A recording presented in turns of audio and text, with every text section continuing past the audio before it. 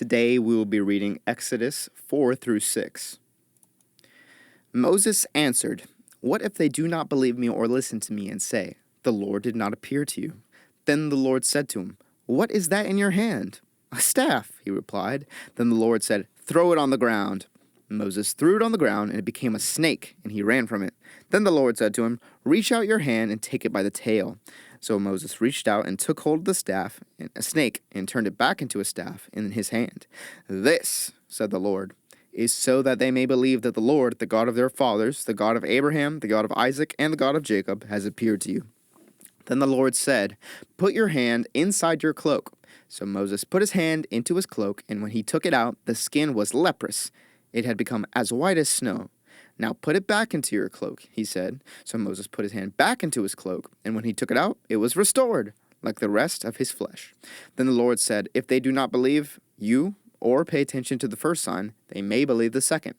But if they do not believe these two signs or listen to you, take some water from the Nile and pour it on the dry ground. The water you take from the river will become blood on the ground." Moses said to the Lord, "Pardon your servant, Lord. I have never been eloquent, neither in the past nor since you have spoken to your servant. I am slow of speech and tongue." The Lord said to him, "Who gave human beings their mouths? Who makes them deaf or mute? Who gives them sight or makes them blind? Is it not I, the Lord? Now go, I will help you speak and will teach you what to say."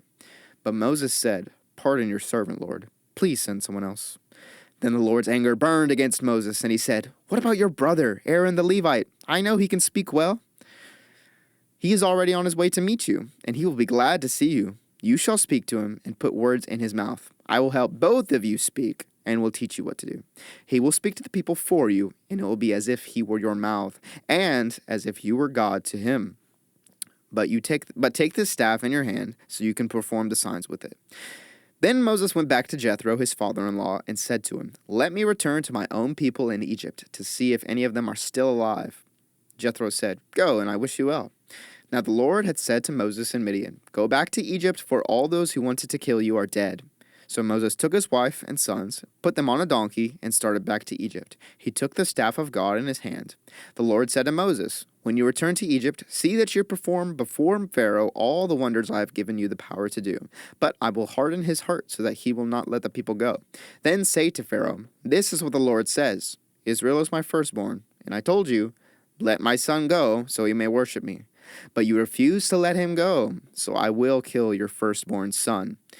At a lodging place on the way, the Lord met Moses and was about to kill him. But Zipporah took a flint knife, cut off her son's foreskin, and touched Moses' feet with it. 'Surely you are a bridegroom of blood to me,' she said. So the Lord let him alone. At that time she said, 'Bridegroom of blood,' referring to circumcision. The Lord said to Aaron, 'Go into the wilderness to meet Moses.' So he met Moses at the mountain of God and kissed him. Then Moses told Aaron everything the Lord had sent him to say, and also about all the signs he had commanded him to perform. Moses and Aaron brought together all the elders of the Israelites, and Aaron told them everything the Lord had said to Moses. He also performed the signs before the people, and they believed. And when they heard that the Lord was concerned about them and had seen their misery, they bowed down and worshipped him. Afterward, Moses and Aaron went to Pharaoh and said, This is what the Lord, the God of Israel, says. Let my people go, so that they may hold a festival to me in the wilderness." Pharaoh said, "Who is the Lord, that I should obey him and let Israel go? I do not know the Lord, and I will not let Israel go." Then they said, "The God of the Hebrews has met with us. Now let us take a 3-day journey into the wilderness to offer sacrifices to the Lord our God, or he may strike us with plagues or with the sword." But the king of Egypt said, "Moses and Aaron, why are you taking the people away from their labor? Get back to your work." Then Pharaoh said, "Look, the people of the land are now numerous, and you are stopping them from working." That same day, Pharaoh gave this order to the slave drivers and overseers in charge of the people: "You are no longer to supply the people with straw for making bricks. Let them go and gather their own straw, but require them to make the same number of bricks as before. Don't reduce the quota. They are lazy. That is why they are crying out, 'Let us go and sacrifice to our God.' Make the work harder for the people so that they keep working and pay no attention to lies." Then the slave drivers and the overseers went out and said to the people, "This is what Pharaoh says, I will not give you any more straw. Go and get your own straw wherever you can find it, but your work will not be reduced at all." So the people scattered all over Egypt to gather stubble to use for straw. The slave drivers kept pressing them, saying, "Complete the work required of you for each day, just as when you had straw." And Pharaoh's slave drivers beat the Israelite overseers they had appointed, demanding, "Why haven't you met your quota of bricks yesterday or today, as before?" Then the Israelite overseers went and appealed to Pharaoh. "Why have you treated your servants this way? Your servants are given no straw, yet we are told, 'Make bricks.' Your servants are being beaten, but the fault is with your own people." Pharaoh said, "Lazy, that's what you are, lazy. That is why you keep saying, 'Let us go and sacrifice to the Lord.' Now get to work. You will not be given any straw, yet you must produce your full quota of bricks." The Israelite overseers realized they were in trouble when they were told, "You are not to reduce the number of bricks required of you for each day." When they left Pharaoh, they found Moses and Aaron waiting to meet them, and they said, "May the Lord look on you and judge you. You have made us obnoxious to Pharaoh and his officials, and have put a sword in their hand to kill us." Moses returned to the Lord and said, "Why, Lord, why have you brought trouble on this people? Is this why you sent me? Ever since I went to Pharaoh to speak in your name, he has brought trouble on this people, and you have not rescued your people at all." Then the Lord said to Moses, "Now you will see what I will do to Pharaoh. Because of my mighty hand, he will let them go. Because of my mighty hand, he will drive them out of his country." God also said to Moses, "I am the Lord.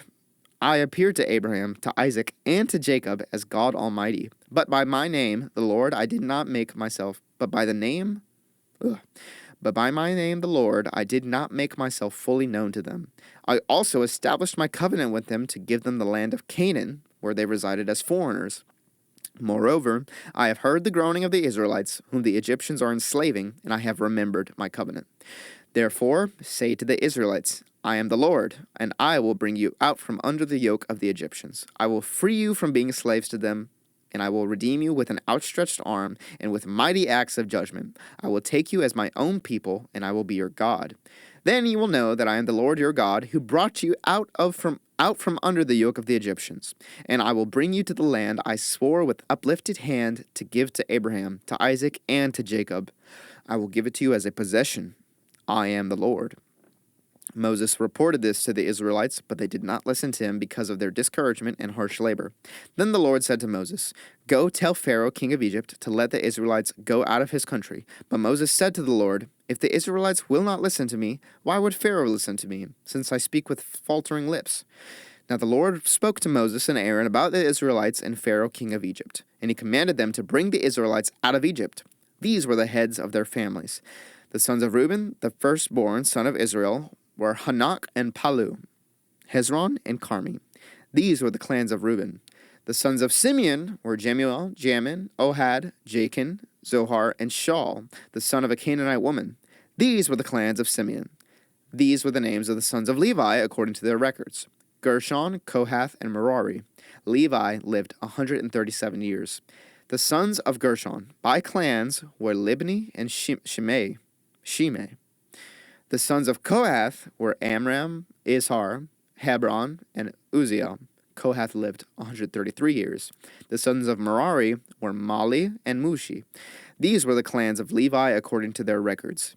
Amram married his father's sister, Jochebed, who bore him Aaron and Moses. Amram lived 137 years. The sons of Izhar were Korah, Nepheg, and Zikri. The sons of Uzziel were Mishael, Elzaphan, and Sithri. Aaron married Elisheba, daughter of Aminadab and sister of Nahshon,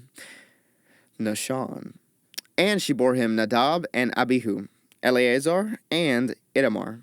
The sons of Korah were Asir, Elkanah, and Abiasaph.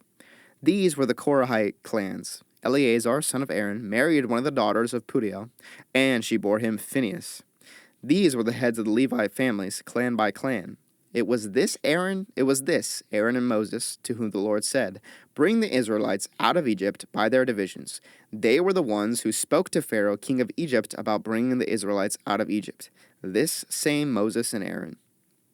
Now when the Lord spoke to Moses in Egypt, he said to him, "I am the Lord. Tell Pharaoh, king of Egypt, everything I tell you." But Moses said to the Lord, "Since I speak with faltering lips, why would Pharaoh listen to me?" Then